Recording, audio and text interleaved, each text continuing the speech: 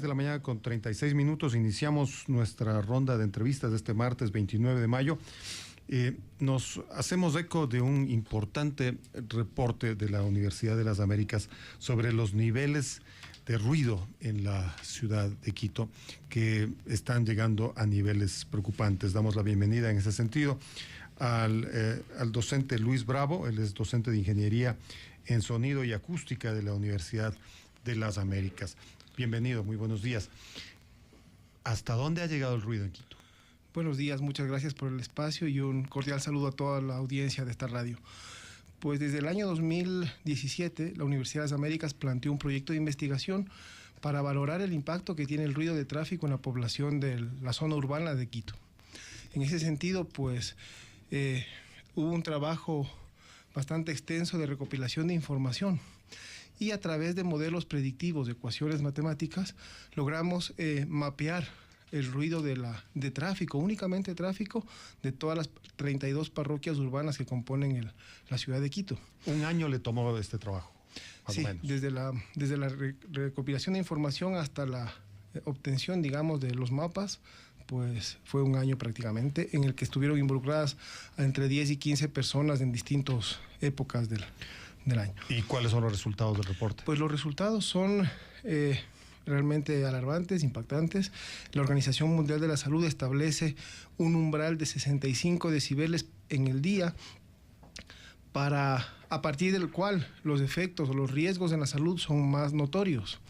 En ese sentido, el 25% de la población urbana de la ciudad de Quito está expuesta a niveles mayores o iguales a 65 decibeles durante el día. Para ilustrar a nuestros oyentes, los 65 decibeles equivalen a qué fuente de sonido, de ruido. Bien, 65 decibeles es un nivel aproximado que se puede encontrar, por ejemplo, en una calle con un tránsito moderado. ¿Sí? Un tránsito en una calle... es decir, con sus claxons, con el ruido de sus motores. Exactamente. Ya. Ahora, el problema está en justamente el uso de fuentes de ruido que son perjudiciales para la salud, justamente como los claxons, ¿sí? En que son utilizados de una manera no adecuada, son utilizados de una manera abusiva, por así decirlo. Entonces, los 65 decibeles sin claxon. Exactamente, esa sería la idea. Solamente con el ruido de los motores, nada más. Y de las actividades que se pueden generar en una calle con un tránsito moderado. El momento en que empieza el claxon, entonces empieza a subir los decibeles y bueno, no sé, pues si todos empiezan a ejercer presión sobre el claxon. Ese es uno de los problemas que hemos distinguido aquí en esta ciudad, bueno, no solo en esta ciudad, sino en otras ciudades latinoamericanas grandes, pues parecería ser un tema cultural, el uso de este dispositivo para alarmar, no sé, en el que se utiliza sin necesidad de hacerlo. Además, cabe la pena distinguir que una calle con un tráfico normal, aquí en Quito una calle arterial o una calle colectora con un tráfico normal, como es la esquina, por ejemplo, de la avenida Amazonas y Naciones Unidas. Ya. Pues es una calle en la que va a haber más de 70, 73 decibeles, por ejemplo, ¿sí? Con el tráfico que hay normalmente. Eso considera, por ejemplo, el tránsito de vehículos pesados, que son los buses que circulan por esas avenidas, la velocidad de circulación, el tipo de superficie que tiene la calle y obviamente las reflexiones sonoras que se producen en las edificaciones que están en sus alrededores. En ese reporte, ingeniero Bravo, ¿cuál es el sitio más ruidoso en Quito, en el distrito metropolitano? Bueno, pues nos encontramos curiosamente niveles extremadamente altos en ciertas calles del centro histórico. Y esto pues lo justificamos nosotros debido a la configuración geométrica que tienen estos lugares, por el ancho que tienen las vías, que es un ancho, por ejemplo, de 7, 8 metros, que es extremadamente pequeño para una ciudad como esta, la altura que tienen las edificaciones en las inmediaciones de las vías, el tipo de calzada, que es, por ejemplo, piedra, que deja de ser un asfalto normal, y también la pendiente que tiene la vía, ya que son vías que van en subida o bajada, y eso hace que los vehículos tengan que o acelerar o frenar y generar por más nivel de ruido. El centro histórico, bueno, sospechábamos que iba a tener uno de los primeros lugares de este ranking. Luego, ¿cuáles son las zonas más perjudicadas por el ruido? Después de esto, pues son las inmediaciones de avenidas expresas, como son, por ejemplo, la Simón Bolívar, la avenida, la autopista General Rumiñahui, perdón.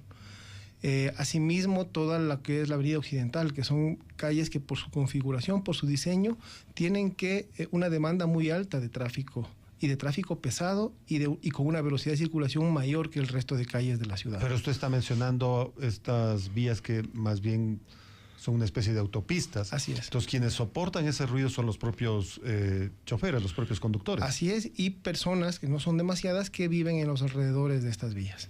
En la vía occidental incluso existe un buen corredor donde hay apartamentos. Así es. ¿Cierto? Sí. Digamos, las inmediaciones del centro comercial El Bosque. Así es. Además, en la vía Simón Bolívar, por la zona de la Argelia, también es un lugar bastante poblado. Efectivamente. ¿Qué le pasa al ser humano cuando soporta más de 65 decibeles? Bueno, el ser humano tiene un umbral de dolor, que se llama, en su sistema auditivo, que es capaz de soportar hasta 120 decibeles. 120 decibeles es, por ejemplo, lo que se presenta cuando hay un disparo, cuando hay la reacción de una turbina de un avión muy cerca del receptor, por ejemplo. Pero estos son sonidos poco frecuentes. Sí, son poco frecuentes, pero es el umbral del dolor. A partir de ahí, los riesgos de pérdida auditiva son mucho más notorios. Pero con 65, 70, 80 decibeles de exposición, pues hay estudios que indican que con una exposición prolongada a estos niveles, se pueden presentar riesgos de hipertensión, por ejemplo. ¿Sí? Riesgos en el sistema cardiovascular. Y a partir de ahí, problemas o riesgos de infarto en las personas.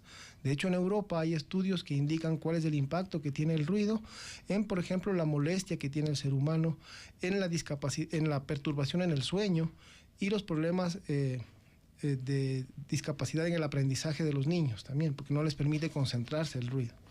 Yo me imagino que hay una incidencia directa en el temperamento de las personas aquí en la ciudad de Quito. Obviamente, la molestia, las personas se vuelven más agresivas y puede ser esa la causa por la que estén siempre a la defensiva utilizando la bocina mientras están conduciendo, por ejemplo.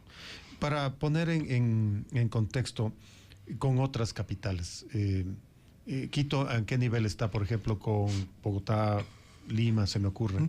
Bueno, de estudios que nosotros hemos revisado en artículos publicados sobre este tema, hemos identificado 2 grandes ciudades latinoamericanas que tienen hechos estos estudios. Y son Santiago de Chile, que actualiza su mapa de ruido cada 5 años, y la Ciudad de México, que hace 3 años presentó también estos estudios.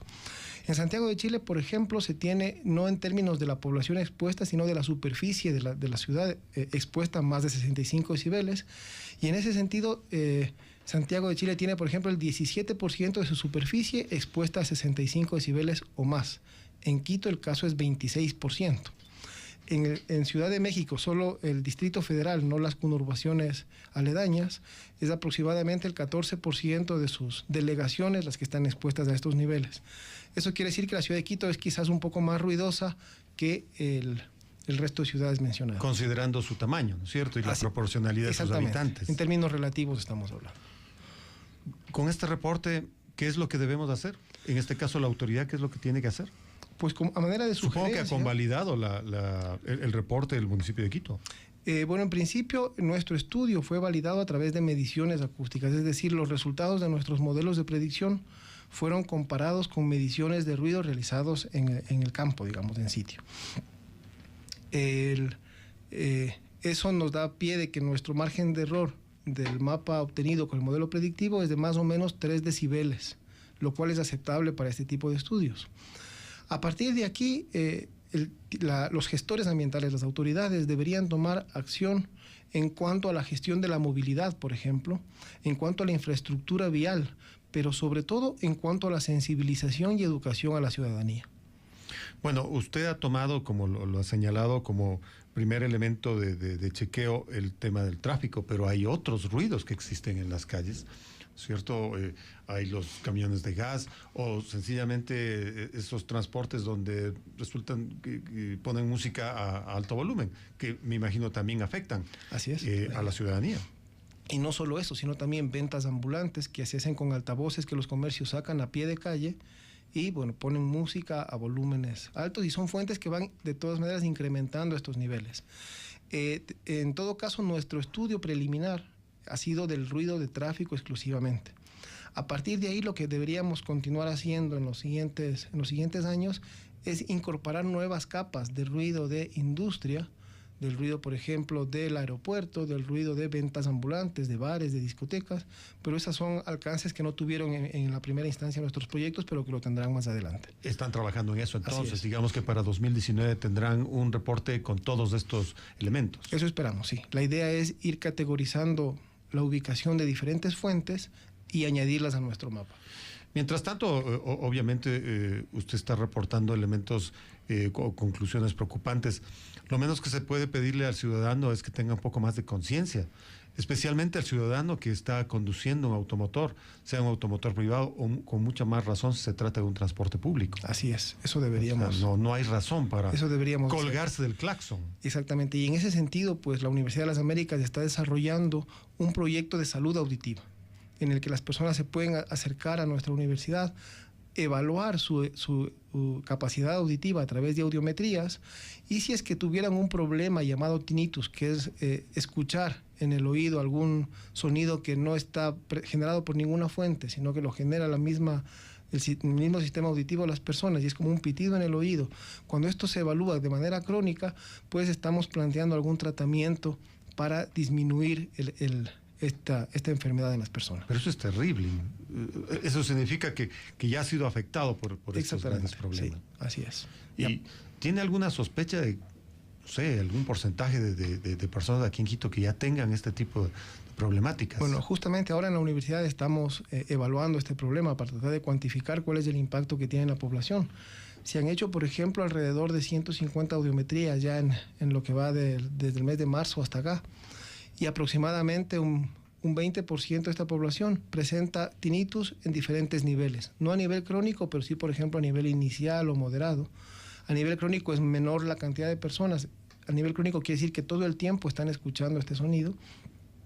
Ha sido menor, pero ya nos da cuentas de que es un problema que existe, que es patente aquí en la población y que debería un poco solucionarse como algo de salud pública. ¿Eso son daños irreversibles? El tinnitus es un problema neurológico, ¿sí? Entonces, la idea es que a través de tratamientos alternativos, escuchando otro tipo de sonidos, eso se pueda disminuir. Esa es nuestra hipótesis.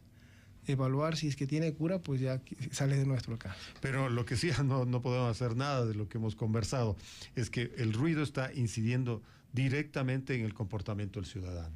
Y si es que el ciudadano es agresivo, si es estresado, si en las calles pues tiene un mal comportamiento, es debido a esto, entre otras razones. Así es. Son poderosamente influyentes estas razones. Así es.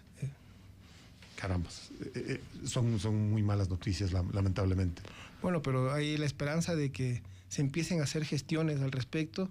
Esto ya corresponde a las autoridades ambientales, desarrollar, y no solo ambientales, sino también de movilidad, por ejemplo. La autoridad como tal, ¿no? Y no solamente el gobierno local, el gobierno nacional también debería preocuparse por esto. Sí, y consideremos que si uno de los puntos más ruidosos fue el centro histórico, pues ahí, que es un lugar patrimonial, justo estamos cumpliendo 40 años de haber sido declarados como Patrimonio Cultural de la Humanidad, pues se deberían tomar medidas en el sentido de, por ejemplo, incentivar la peatonización de calles. O sea, sacar a todo automotor del centro histórico. Sí puede ser, es una alternativa que se toman en otros países. Hay entonces antecedentes en ese sentido. Así es. ¿Es posible? Es posible. Bueno, le queremos agradecer por este reporte y por favor ténganos informados con los siguientes informes que está realizando la Universidad de las Américas en este tema. Definitivamente muy preocupante la incidencia poderosa, tremenda del ruido en nuestros habitantes y especialmente el sonido del tráfico. Por favor, a todas las personas, el claxon solo hay que utilizarlo por razones extremadamente importantes. No hay que colgarse del claxon, es la gran conclusión de esta conversación que hemos tenido con el ingeniero Luis Bravo, docente de la Ingeniería en Sonido y Acústica de la Universidad de las Américas. Son las 6:50 a.m. en Impacto Informativo. Muchas